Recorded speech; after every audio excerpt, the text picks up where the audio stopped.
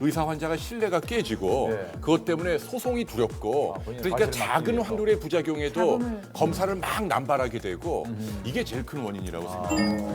사실 여자들 혹이 또 있잖아요. 저도 몸에 한 10혹, 집복해요? 3혹, 한 2혹. 많으시군요. 여자들은 좀 그죠? 있어요. 정치에 이렇게 있으셔가지고요.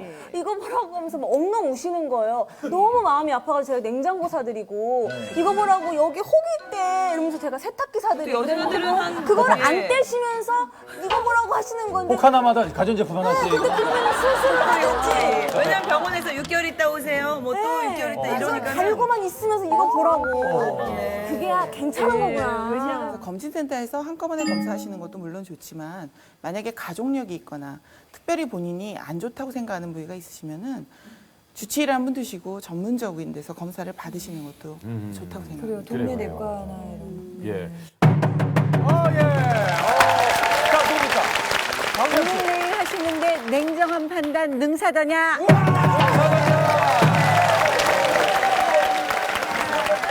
저희 친정 아버님께서 뇌졸중하고 치매 그런 걸로 11년간 정확하게 고생하시다가 재작년에 돌아가셨는데 아무리 부모님이라도 사실 이 죽음의 문턱에 갔어도 시간이 길어지다 보면 그 죽음이 객관적으로 느껴져요. 그게 그렇게 가슴이 아프고 막 슬프고 이런 것보다도 이걸 어떻게 해야 되나 하는 그런 일들이 많이 생기게 되는데 저희 아버지가 폐렴이 생기셨어요. 폐렴이 생기다 보니까 호흡을 못 하는 거예요. 이제 기관지 절개술을 해야 된다고 병원에서 말씀을 하시는데 그러면 딱 하루만 시간을 달라고 내일까지는 말씀을 드리겠다고 했는데 마침 그날 밤에 그 약의 효과였는지 가래가 다 빠지셨어요. 그렇지만 또 그것도 얼마 안 가서 다시 호흡이 어려워지셔서 다시 기관지 절개술도 하시고 막상 마취제가 들어가고 나니까 나머지 인공호흡기면 뭐 다 달려 있는 거예요. 그러면서 마취제가 문제가 아니라 이거를 띄게 되면 돌아가시게 되는 거예요. 그냥 기다리는 거예요. 이거를 뛸 수는 없대요. 뛰면 다 달았는데 이걸 뛰면은 그냥 돌아가시는 거고 그럴 수는 없다 그러더라고요. 그래서 그냥 기다리다가 그냥 아버님이 한 보름 정도 지나셔서 그냥 돌아가셨어요. 사이가 의사지만 하지 말자 소리는 그건 못해요. 예. 근데 일단 기관지 절개술부터 시작해서 중환자실로 들어가면 그다음부터는 내 손을 떠나는 거 임종을 할 수가 없거든요. 왜냐하면 중환자실에 보호자가 늘 있는 게 아니니까.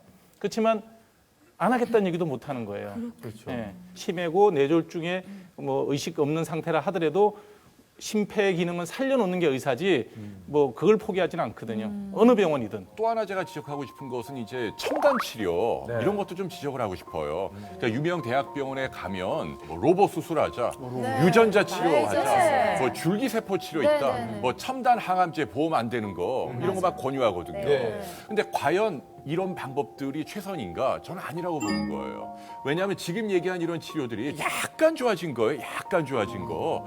그것 때문에 뭐 보험이 안 되니까 뭐 몇 천만 원, 몇 백만 원 기둥뿌리 뽑아야 되거든요. 또 우리 부모님한테 내가 불효자 되기 싫잖아요. 그러니까 마지막 가시는 길에 맞아. 최선을 다해야지 해가지고 기둥뿌리 뽑아가지고 돈을 막 쓰잖아요. 그래가지고 얻는 이익이 뭔가요? 그러니까 그 한 달이 의미가 없는 게 아닙니다. 한 달 더 사는 게 의미는 있지만 그걸 위해서 돌아가시기 1, 2년 동안 매달 자비로 몇 백만 원씩 합치면 몇 천만 원 돈을 쓰는데 이게 과연 그 환자분에게 최선인가? 이게 아니라는 겁니다. 그러니까 환자의 경제력, 호주머니 사정을 걱정을 해줘야 돼요, 의사가. 그러니까 무조건 뭐가 좋다, 약간 좋아진 건 있겠죠. 근데 그것 때문에 과연 몇 천만 원 쓰는 게 옳은 게 아니거든요. 결국은 뭐냐면 50 넘어가고 60 넘어가면 내가 어떤 죽음을 맞이할 건지에 대한 생각들은 조금 이 얘기를 해볼 필요가 있지 않나 생각이 들어요.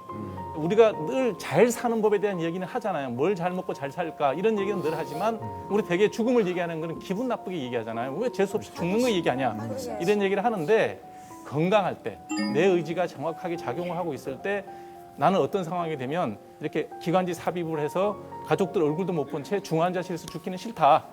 그러면 그건 안 할 수는 있거든요.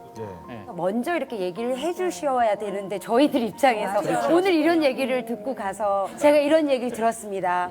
돌아가실 때 어떻게 해드릴까 이렇게 먼저 얘기를 꺼내기가 그러니까 자연스럽게 저희 프로그램 보시면서 지금 가족들이 한번 이런 얘기를 하시는 게 좋을 것 그런 같아요. 분위기가 되면 좋겠고요.